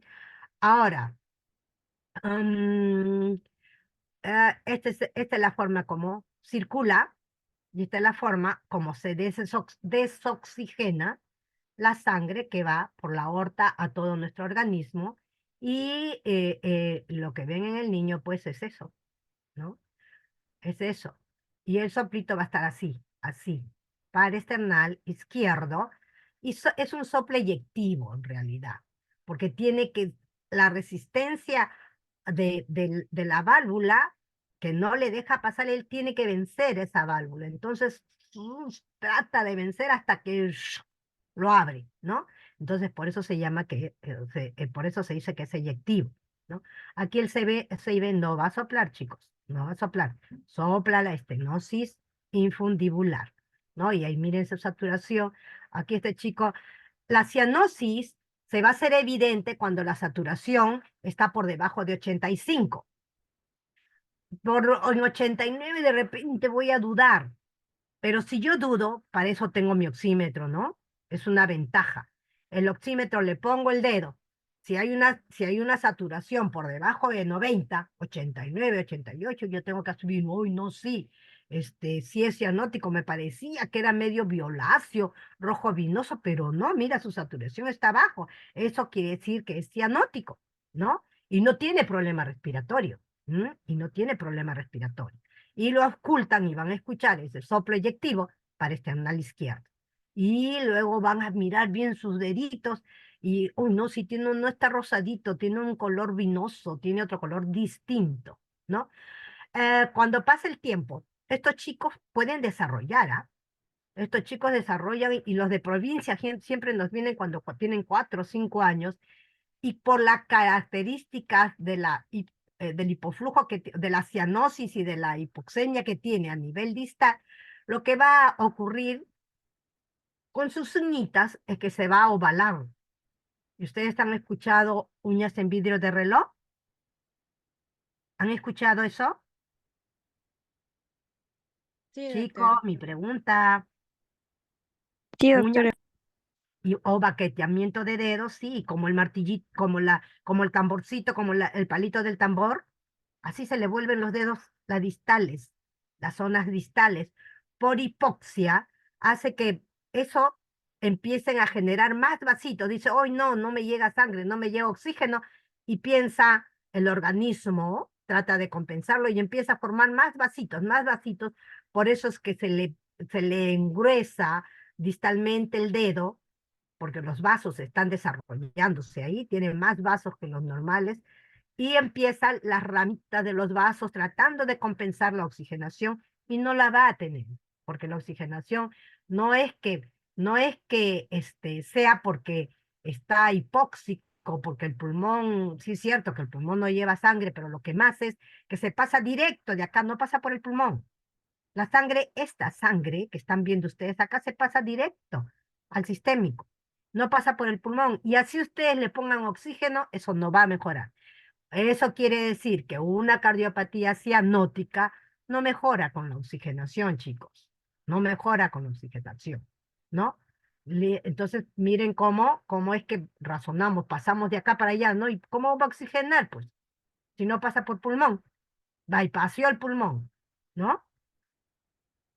Bien, entonces esa es la tetralogía de Fallot, ¿no? Y esta tetralogía de Fallot, miren que como tiene esta estenosis infundibular, nunca cursa con insuficiencia cardíaca. Es una de las patologías que no cursa con insuficiencia cardíaca. Inclusive la estenosis pulmonar normal, que es acianótica, que es pura, como no encharca el pulmón, no deja pasar sangre, entonces lo que hace es no pasa sangre, no hay insuficiencia cardíaca.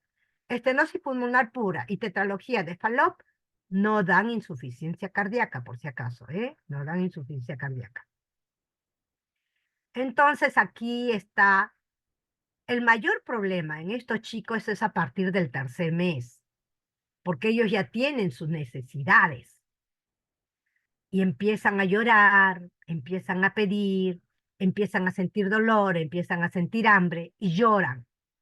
Al hacer ese llanto, lo que va a hacer es va a invertir más y va a llevar más sangre desoxigenada a la aorta con el esfuerzo y el llanto. Y si lo dejamos así, ellos van a hacer crisis de cianosis, porque va a pasar mucho más sangre desoxigenada. No va a poder pasar por el llanto y la velocidad no va a poder pasar por acá. Entonces más fácil se va por allá, se va por allá. Y el chico va a tener crisis de cianosis, ¿no? Que lo lleva generalmente a hospitalización. Entonces, más adelante vamos a ver qué se hace en esos casos. Es cuestión de solamente saber la fisiopatología. Y yo digo, yo hago esto, yo hago el otro, ¿no?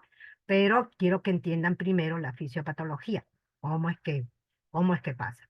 A partir del tercer mes, el riesgo de hacer crisis de cianosis es más alto, ¿no? Porque ya sienten los dolores, ya quieren otras cosas, ¿no? Entonces ya empieza a tener necesidades.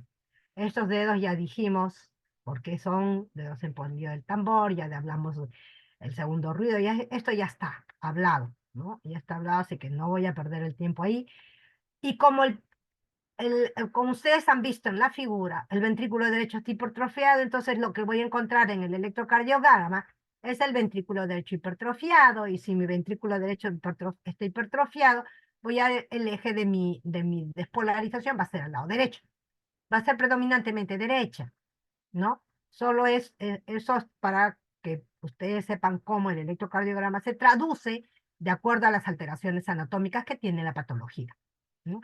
Y la radiografía de tórax, a ustedes les han dicho, es como un zapatito un suequito. ¿Por qué? Porque nosotros a la hora que tiene el flujo pulmonar disminuido, este tronco se va a adelgazar, ¿no? ¿Se acuerdan cuando tenía el flujo pulmonar en el ductus aumentado, el tronco se elevaba, se achinchonaba en esa radiografía? Este es lo contrario, no tiene flujo. Entonces el tronco se adelgaza y no hay la curva. Y van a tener una imagen radiológica de esto, de un zapatito metido. ¿Se acuerdan que el otro lo tenía para afuera? Lo tenía así, ¿verdad? El ductus, cuando dilató la pulmonar, porque llevaba mucha sangre a las ramas pulmonares, al tronco de la pulmonar, y como aquí en la tetralogía de Fallot no lleva sangre al tronco de la pulmonar, lo que hace es, se excava, se hace esto, y levanta la puntita, ¿no? Y me da la imagen del zapatito en sueco, ¿no? Esos, los zapatitos tipo holandés, eso es la típica tetralogía de Fallot, ¿no? Este es el ventrículo derecho que levanta la punta y el arco pulmonar excavado. Eso es lo que tenemos, con un flujo pulmonar disminuido. Hasta ahí, tetralogía de Fallot. ¿Alguna pregunta? Corrección. Crisis de cianosis. Ya dijimos que hay crisis de cianosis. Si yo pongo al niño en cuclillas, lo que voy a hacer es incrementar esta presión, este lado izquierdo, ¿no? Al poner en cuclillas. Entonces, eso me va a llevar a frenar el pase por aquí, el pase de sangre. Frena un poco y lo obliga a salir por aquí, a llevar más sangre al pulmón. Entonces, a las mamás le decimos, señora, cuando su niño empiece a llorar y usted ve que no se para de llorar y empieza a ponerse más moradito, póngale las rodillas al pecho y tráigalo. O sea, dóblelo como cuando estaba en el feto, es posición fetal. Cuando estaba en el feto, y tráigalo aquí a la emergencia. Y muchas veces esta posición simplemente mejora la situación y el niño ya no se siente irritable, ya no le falta el aire y empieza a oxigenar mejor y se calma y pasa todo el proceso. A veces las madres cuando llegan ya dicen, lo puse así, doctora, pero ya está bien, vamos a dejarlo ir. Lo otro es usar medicamentos hipertensores, ¿no? Si yo incremento la presión aquí, hace lo mismo, frena. Si yo le pongo, lo relajo, cuando ya está en crisis de cianosis, lo hospitalizo, le le pongo sedantes, le pongo relajantes, esto se va a relajar y me va a permitir pasar más sangre. Se relaja, el niño ya consume menos oxígeno y esto se va a relajar y me va a permitir el pase de la sangre, ¿no? Esa es la función por la que se usa esos 3 medicamentos. Intento incrementar la presión del lado izquierdo, ya sea medicamentosamente o en posición en cuclillas, e intento relajar el infundíbulo con la sedación del paciente, que me va a dar dos efectos: disminuir consumo de oxígeno del paciente, porque cuando estamos dormidos y sedamos, consumimos menos oxígeno, y mejorar, relajar esta parte de acá. Lo relajamos y ya permite pasar la sangre, ¿no? Ese es la forma en como nosotros tratamos las crisis de cianosis.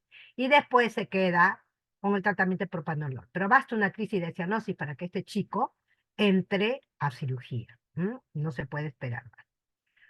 Mire, esta es la posición en cuclillas, ¿no? Y así la madre lo trae. Lo trae cargadito con las piernitas dobladas, que me permite incrementar la presión del lado izquierdo, ¿no? Y mejora su oxigenación. La cirugía es intentar que la sangre pase por este lado. Entonces lo que se hace es cerrar el CID y luego, esta es la deposición en cuclillas. Esta es la fisiopatología. ¿Qué es lo que hace la deposición en cuclillas? Es lo que ya le dije: incrementa la presión y mejora el flujo. Disminuye, relaja con la morfina y mejora el flujo, ¿no? Esta es posición en cuclillas. El tratamiento: cuando es muy chiquitito y no puede entrar a una cirugía correctiva, porque la cirugía correctiva es grande, entonces lo que se hace es esto. De la subclavia, le hago ustedes han visto que cuando hay un infarto, se hace un bypass, igualito, le creo conductus, es como un bypass. Le llevo, de la subclavia le pongo un dispositivo, como una especie de manguerita, ¿no? Le pongo y se lo inserto acá. Y de acá ya le estoy llevando sangre aquí. Y eso me permite tener sangre, a pesar de que esté aquí obstruido y todo lo que quiera, lleva sangre directa de la aorta a la pulmonar, que es el ductus. Le creo un ductus. Entonces, cuando el niño nace con ductus, preferible dejar que el ductus se quede abierto, ¿no? Para que nos ayude al flujo pulmonar. Si se cerró, bueno, pues ya se cerró. Tendríamos que, y si es muy chiquito y no entra para una cirugía correctiva, le ponemos esa que es una paliativa, el ductus aquí, ¿no? Le creamos el ductus, ¿no? Que es un material especial que, para evitar el rechazo, ¿no? Son especiales. Es como una manguerita, es un bypass. O va hacia el tratamiento correctivo. Ahora se está haciendo tratamiento correctivo a partir de los 6 meses, ¿ah? Acá he puesto 1 año, yo debería cambiarlo, pero es preferible hacerlo un poquito más grande, porque el soporte del niño a veces no es bueno tan pequeño, ¿no? Pero están operando desde los 6 meses, ya están intentando hacer la cirugía de los 6 meses. ¿Y qué hacen?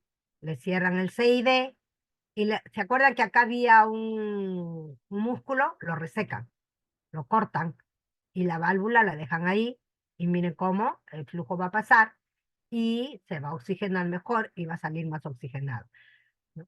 Entonces, estos niños tienen una vida larga. ¿Por qué? Porque se les corrige, y si su ventrículo derecho funciona bien, porque es el ventrículo derecho al que le van a resecar, ¿no? Le cortan, le cortan. Es como si tuviera un músculo más aquí, como un rodete, cortan ese rodete, lo sacan, como en el queso, sí le hacen lonjas.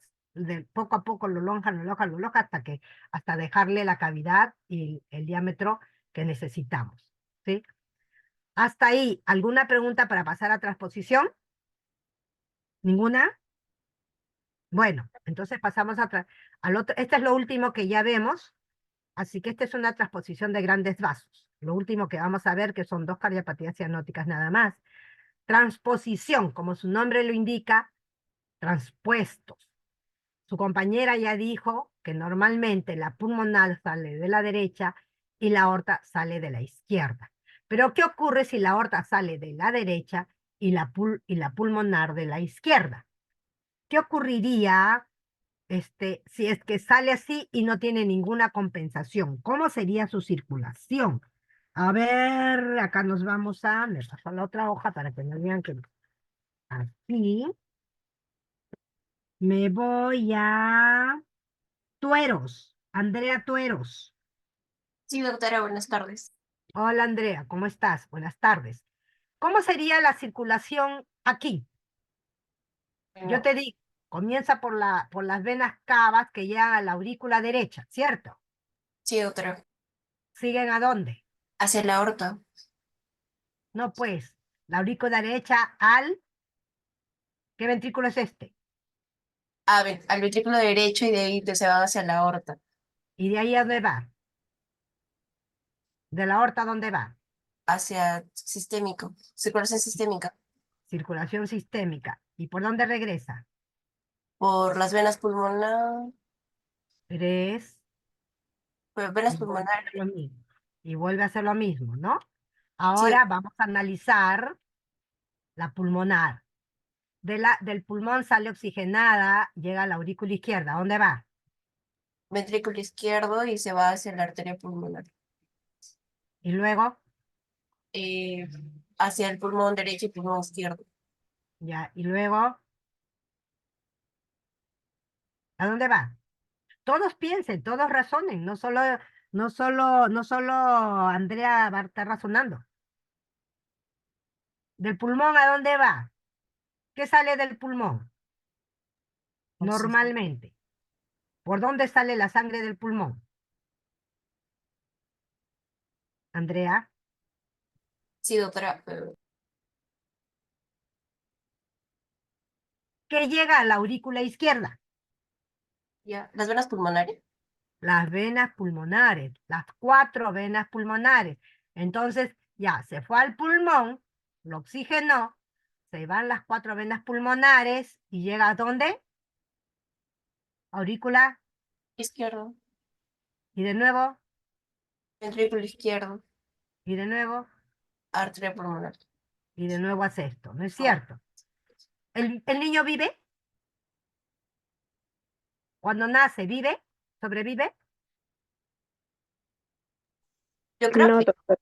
porque prácticamente la oxigenación estaría nula. Así es, no sobrevive. Esta circulación se llama en paralelo, pero gracias a Dios, Diosito es tan bonito que dice, ay, lo formé mal. Entonces le pone una comunicación interauricular. Acá atrás, van a ver, hay una comunicación interauricular que permite que se combine la sangre, ¿m? Porque tiene casi iguales presiones, para acá en sístole, para acá en diástole, para acá en sístole, o sea, se chocolatea la sangre. Y gracias a Dios, esto de aquí, algo de oxigenada sale a la aorta y al sistémico, y vuelve a ser. La circulación se llama en paralelo, ¿ah? Así se llama, porque si ustedes ven, cada uno por su lado, que si no hubiera la comunicación interauricular, no habría combinación y no podría haber sangre oxigenada en la aorta. ¿Mm? Entonces, se llama circulación en paralelo. Acá lo que dice es bien claro, la supervivencia depende de la amplitud de las comunicaciones de estas dos circulaciones en paralelo. Ahora, gracias a Dios siempre viene con un CIA. Puede venir con un CIA chiquitito, pero siempre viene y nos permite hacer algo para agrandar esa comunicación interauricular apenas nace, ¿no? Pero también viene con ductus. Recuerden que cuando nace el ductus todavía está permeable. Entonces nosotros si sospechamos que es una transposición, lo que hacemos es mantener el ductus con la prostaglandina. Que no se cierre el ductus, para por lo menos algo de compensación va a tener, ¿no? Y si no hubiera, o puede venir un CIB. El ductus y el CIB no son buenos mezcladores, pero luego le permiten sobrevivir. ¿M? Entonces, tenemos aquí, miren, esta es la circulación que decía, ay, perdóname, Andrea, ¿no? Y en paralelo, mire cómo a la pulmonar le va la sangre oxigenada y vuelve y regresa a la pulmonar oxigenada y a la aorta no oxigenada. Aquí combina y va a hacer esto. ¿Tenemos más adelante? No. Va a combinar y va a pasar sangre entre oxigenada y no oxigenada, pero sobrevive el chico. Si la comunicación es muy pequeñita, lo que nosotros hacemos es en primeras horas de vida, entra a sala de hemodinámica para romperle el septo. Le creamos a través del Rashkin, así se llama la cirugía. Ustedes no tienen por qué saber qué cosa es un Rashkin. No, recordar el nombre no la tienen que recordar, pero sí tienen que saber que tengo que abrirle una comunicación interauricular, ¿cierto?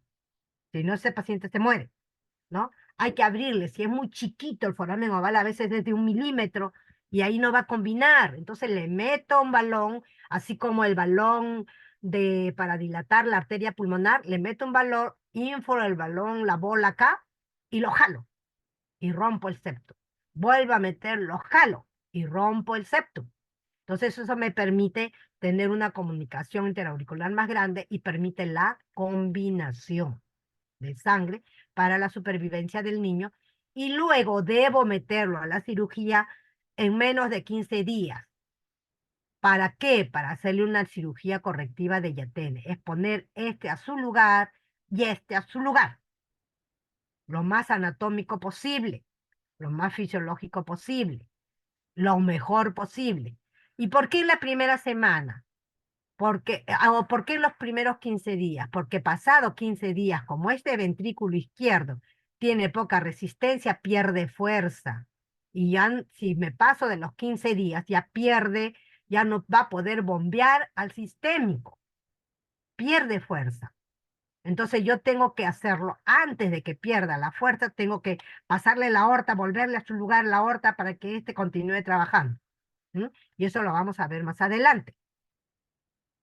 Entonces, esta sí es una patología. Si ustedes están viendo casi el 50% de sangre pasa al pulmón, es una patología que me va a dar insuficiencia cardíaca y cianosis desde el primer día de vida. Es una insuficiencia cardíaca bastante difícil de manejar, porque tiene mucho encharcamiento pulmonar, ¿no? Y vas a tener chicos con signos de insuficiencia cardíaca, los que ya les han explicado a ustedes, ¿no? Y cianosis. Y el soplo va a depender, pues. Si solamente tiene el CIA, va a ser un soplo muy suave. Si además, gracias a Dios, le que dejamos abierto el ductus, va a ser un soplo de ductus.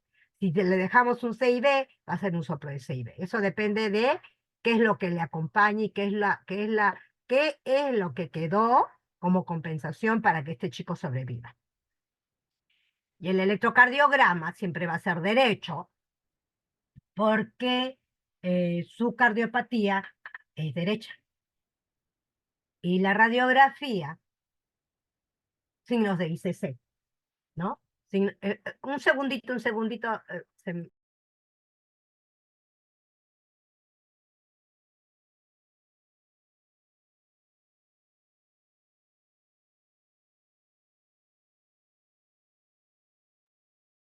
entonces ustedes van a tener una radiografía de insuficiencia cardíaca, ¿no? Y con un ventrículo derecho bastante crecido, de tal manera que me va a dar una imagen especial. Ahorita la vamos a ver. Una imagen especial en la radiografía, esta imagen. Siempre les han dicho transposición de grandes vasos, así como la tetralogía de Fallot tiene la bota en sueco, porque la arteria pulmonar se le excavó. Aquí, la transposición, lo típico es esto. Parece un huevito echado sobre el diafragma, ¿verdad? Porque los pedículos se juntaron, se transpusieron y uno está delante del otro. Ya no está uno al costado del otro, acá está uno delante del otro. La aorta y la pulmonar. Entonces, miren, lo deja así, bien bonito, pero miren el flujo, ¿no? Entonces, es una insuficiencia cardíaca que es difícil de manejar. Esta es la imagen típica de una transposición de grandes vasos. En el ecocardiograma, por supuesto, yo debo identificar de dónde sale la aorta y de dónde sale la pulmonar. Y las coronarias, porque a la hora de hacer la cirugía, debo ver las coronarias, ¿no? La prostaglandina, para mantener el ductus, es lo que ya les dije, y hacer el tratamiento de la insuficiencia cardíaca como les han enseñado en la clase de insuficiencia cardíaca. El tratamiento es lo que les digo, romper las primeras horas el septum interauricular, y eso se llama rasking. Cuando ya pasó un mes, ya no puedo hacer la cirugía de Yatene, que es la cirugía de colocar los vasos en su lugar. Ya hago otra cirugía, pero necesito, de todas maneras, pasado un mes yo ya no puedo romper la comunicación interauricular. ¿Por qué? Porque ya se engrosó el septum. Pasado un mes el septum interauricular ya está grueso. Entonces entra una cuchilla para romper ese septum, ¿no? Esto de acá no necesitan saberlo solo para conocimientos. O sea, lo que sí necesitan saber es que se puede hacer en los primeros 15 días una cirugía normalizando la posición de los vasos. Y eso se llama Yatene. Es un switch arterial, se llama, ¿no? Pero por lo menos sepan que se debe normalizar en los primeros 15 días, porque si no pierden la oportunidad de esta cirugía y hay que hacer otro tipo de cirugías que ya son, que no permiten que el niño sobreviva mucho tiempo, ¿no?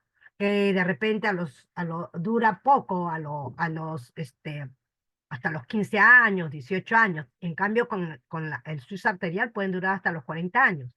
Entonces, en mi mano se está decidir cuánto tiempo va a vivir este chico. Aquí está. ¿Y qué hacen? Miren cómo lo cortan. Devuelven la pulmonar a su lugar, cortando aquí. Cortan aquí también, la aorta la ponen en su lugar. Y miren cómo las coronarias la vuelven a reimplantar. Reimplantan las coronarias. De tal manera que si yo reimplanto mal mi coronaria, le produzco un infarto y se muere de infarto. Ya nos ha ocurrido hace 2 meses de una cirugía que se había elongado mucho las coronarias y le dio un infarto y se murió el chiquito, ¿no? La cirugía se llama Yatene, esta es la mejor cirugía, es la que les va a prolongar la vida más tiempo a estos chicos. Y por supuesto, cierran la comunicación. Este es el parche para cerrar la comunicación interauricular que lo produjimos nosotros para que sobreviva, ¿no? O con el paciente vino con una comunicación grande, hay que cerrar esa comunicación y poner cada uno en su lugar, ¿no? Bien, hasta ahí es lo que las clases son las dos patologías que deben de conocerlas bien, bien, bien, porque las otras, del drenaje anómala ya es más complicado, pero también deben saber que hay drenajes anómalos, que en lugar de llegar la arteria, en llegar las 4 venas pulmonares, llegar a la aurícula izquierda, se van para el otro lado, se van para la derecha, y acá, miren, no llega nada, ¿no? Eso es un drenaje anómalo, ¿no? Solo en figuras para que ustedes puedan saber que hay variedad de drenajes anómalos y los tipos de drenajes anómalos, ¿no? Listo, yo creo que hasta ahí estamos con conocimiento más o menos adecuado para lo que ustedes van a hacer. Ya ustedes decidirán después si son cardiólogos, no son cardiólogos, son pediatras, no son pediatras, son ginecólogos, o lo que sea, ¿no? Entonces, de aquí, ¿alguna pregunta? ¿Estoy sola? Doctora, una pregunta. Yo le Sí. entendí que primero se hace el nacer Rashkin Ajá. y luego, como correctivo dentro de los primeros 15 días, Yaten. Pero ¿por qué no se haría primero, o sea, de frente Yaten? ¿Qué es lo que se espera? ¿Que gane peso? Tienes que dejar que sobreviva el chico. Si no tienes CIA, se muere. Recuerda que la circulación está en paralelo. Si tiene un CIA grande, lo dejamos. Si tiene un ductus grande que le permita sobrevivir, lo dejamos. Y se hace dentro de la semana de días se hace el Yaten. Pero si no tiene CIA, que es la mayoría vienen con CIA pequeños, entonces hay que romperle el séptimo, si no el chico se te muere. Por eso lo hacemos. Y después de 15 días, o dentro de No, los 15 días, a la siguiente o semana ahí entra la mismo. cirugía. El máximo tiempo que tú puedes esperar para una cirugía YATEN es 15 días. De ahí para adelante mejor no lo hagas porque no va a tener buena respuesta. Entonces, cuanto más antes lo hagas es mejor. ¿Te das cuenta? Yo te estoy dando el margen hasta dónde tú puedes hacer yateo. Hasta dónde puedes pasar sus vasos a su lugar. Entonces, cuanto más antes, mucho mejor. Si tienes la Ya, capacidad doctora. de hacerlo más antes, mucho mejor. ¿Y por qué espero una semana entre el Rashkin y Yaten? No, tú lo puedes hacer después del Rashkin nomás. Ah, ya, eso. Te digo cuanto más antes. Lo puedes hacer después del Rashkin, a los 2 días, a la semana, pero dentro de la primera semana es excelente la respuesta. La segunda semana ya es medio tropezón. A la tercera ya olvídate, ¿no? ¿Alguna pregunta más, chicos? ¿Está todo entendido? Sí, doctora. Sí, doctora. ¿Seguro? Bueno, si lo entendieron, me lo van a demostrar en el examen. Perfecto. Entonces, hasta ahí. Gracias para los que escucharon la clase. Y para los que no escucharon, lo voy a sentir en el examen. Muy bien. Nos vemos, chicos. Hasta luego. Gracias, doctora. Gracias, doctora. Doctora. Gracias, Gracias, doctora. doctora. Chao, nos vemos con todos.